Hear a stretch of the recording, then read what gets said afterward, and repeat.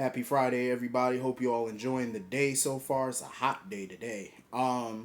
Getting into this episode of Days of Our Lives, I was feeling this episode. Let me tell you, Alex, I'm loving that they kept Robert Scott Wilson on and they brought him in as a Kyriakis. I love it. Maggie, I listen. Maggie got an eyeful when she walked up in there and found him in bed with that little random ass woman. That woman was gorgeous, by the way. Um, but she ain't got no respect for herself, like at all. She ain't got no standards. Like you come up in random folks' house to do, and Alex didn't even know what her name was. The boy did not remember her name, and she didn't even care. She still gave him her phone number. I said, "Oh my lord, where your mama at? Where your daddy at? Like, ain't nobody teach you nothing growing up." I felt bad for the poor girl. She must got low self esteem. I'm like, to be that fine and just have low self esteem. Only a low self esteem having ass person would be doing something like that. Having random sex in a random home, and dude that you just not boots with don't even know your name, and you still gonna give him the digits. No, you need to go to Dr. Phil or somebody and find out why you got low self esteem, because that ain't cute. It's just that's sad. Like I can't help but laugh, but it's sad though. It's like damn, and that's it's funny to me because stuff like this happens in real life. Like it happens all the time in real life. Like that's how you know somebody just have low self esteem about themselves. You know what I mean? Like you got to be doing that. Just a random ass hookup. Don't get me wrong. You know I don't have my random hookups, but at least I remember the person damn name. Like I'm just saying, and I'm not all up in somebody's house that I don't know. You know, like no.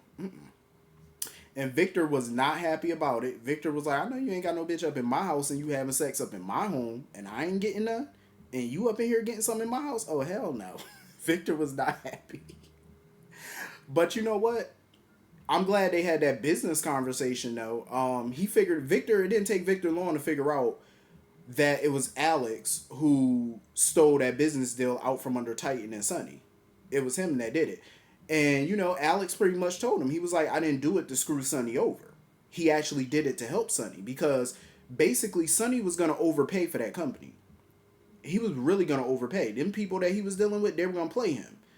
You know what I mean? He was going to pay way more than what that company was worth. So Alex stole the deal out from under him, got it at a very low price, and he was going to sell it to Titan for the terms that Sonny should have got. Victor was impressed, and I was too. Because you know what? Sonny has to get ruthless when it comes to business. He really does. Like to be in the corporate world, you got to be cutthroat. If you're not cutthroat, you gonna get your throat cut in the business world. That's just how it is. Um, and you know, Victor offered Alex a job. He said, "Listen, come work at Titan, be my fixer, you know, and you're gonna report to me and stuff like that about what's going on." Like, I don't blame him. You know, he's gonna work under Sonny and stuff like that as he should because I feel like Sonny is smart, but he does not have the ruthlessness that it takes to sustain a big corporation. He does not have it. You see how quickly he was going to get played. Plus, he got a deal taken out from under him, and he is under the impression that it was Gabby and Demira that did it. Victor found out just like that it was Alex. Sonny don't even know. You know what I'm saying? Like, yeah, Sonny's going to need help with that company. But I'm happy Alex is here. Like, it's a fun character. He is just like Justin. And Victor told him, he said, you just like your daddy at that age. Uh-huh. So, anyway, moving on from that. Um, Allie is getting on my nerves. Like, she need to get off her little soapbox. Like, she need to get off her high horse. I am just so sick of her little attitude towards Lucas. Like, I don't want nothing to do with you. You kidnapped my mama. Listen, your mama is no saint. Out of all the stuff Sammy done did over the years, don't get me wrong, what Lucas did was wrong, but it wasn't like he was gonna hurt Sammy. That wasn't the intent. You know, he wasn't gonna do any physical harm to her. That wasn't the whole point of it. Um, but she just annoys me. Like, you're willing to write off your father, your grandmother off of Sam after all the shit she done did over the years. Come on now, Sammy done did far worse. Um, Basically Lucas groveling to him, I'm not asking for your forgiveness, but how can I prove it? How can I prove myself to you? This fool called up to change his plea from not guilty in the kidnapping to guilty. Have you lost your mind? Lucas is better than me because I wouldn't have been doing all that. Allie could be mad all she want to be. I don't give a damn. I'm not about to go to the booty house just to make you feel good, just to make you forgive me or whatever, for us to be on good terms. Like, I'm not about to go to no prison. Hell no. On a kidnapping? Please, he could get some years for that. Hell no. I wouldn't be doing all that foolishness. I'll find another way to make it up to you. And if that don't work, then sayonara. Like, I'm just saying. I'm not about to go to no jailhouse. Absolutely not. So anyway, moving on from that, Johnny is not happy. Like, he is such a sore loser at this point. Like, he is not happy that he don't got Chanel, and she made her choice. And Paulina pretty much told him, like, listen, I was rooting for you. She said, but Chanel made her choice. So they sitting there plotting because Johnny was like, oh, I need your help in breaking them up so I can get back with her. And Chanel, Paulina was like, cool, I'll help you as long as Allie don't get hurt. Like, no physical harm or nothing like that come to her. Like, it's nothing like that. And mind you, the whole time they talking, Chanel listening in. Chanel was pissed that her own mama was plotting behind her back. Because Paulina pretty much admitted that she wanted Chanel in a traditional relationship. Like, she wanted her with a man, not a girl. And my whole thing is, Paulina need to let that go. Because I totally agree with Chanel. She can still have the type of relationship that Paulina wants her to have. It's just going to be with a female, not a male. You know what I'm saying? You can still have the same thing, which is true. She can still have children and all that stuff like that. She's just not going to do it the traditional way. And there's nothing wrong with that. And I'm glad Paulina, finally conceded and was like, you're right, I'm going to leave it alone because you need to. Like, let this go. And she pretty much told Johnny, she said, listen, I can't help you.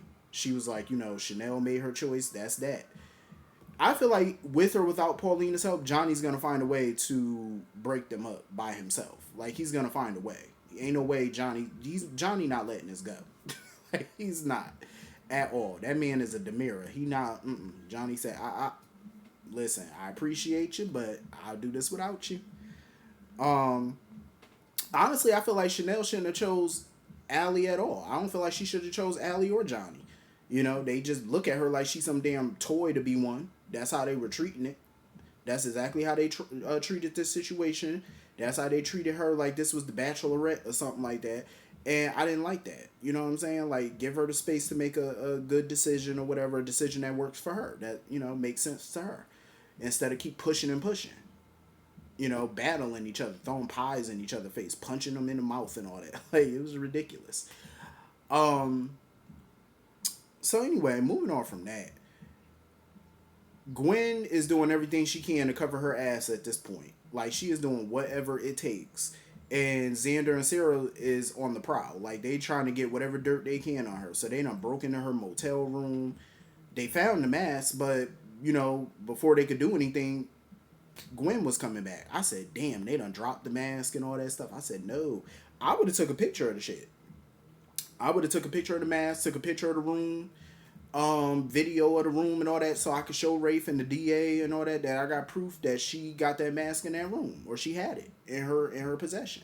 Something. Took a picture of her when she picked it up or something and she was holding it. I would have took something as proof.